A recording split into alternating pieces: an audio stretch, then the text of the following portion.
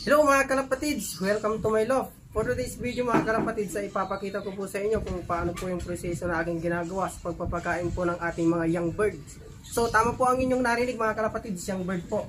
So ano po ang hinihintay mga kalapatids? Tara, ituturo ko po sa inyo kung paano. So ayun po mga kalapatids, no? Kung makikita nyo po rito ay mayroon po tayong ketchup. Ay, lagayan po pala ng ketchup. Mayroon po ditong feeds.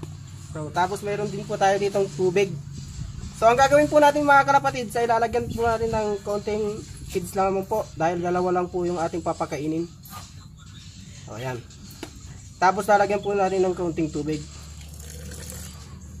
So, ayun mga kalapatids, hintayin na lang po natin hanggang matunaw po yung ating feeds. Tapos pag okay na po, pwede na po natin ipakain.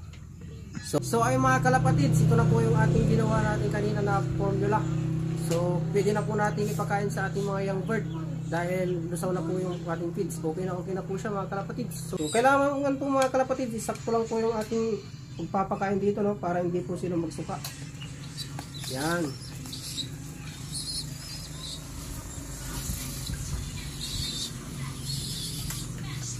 So, ayun mga kalapatids, hanggang dito na lang po mga kalapatids. Maraming salamat sa pagsubaybay ng aking video. Maraming salamat mga kalapatids.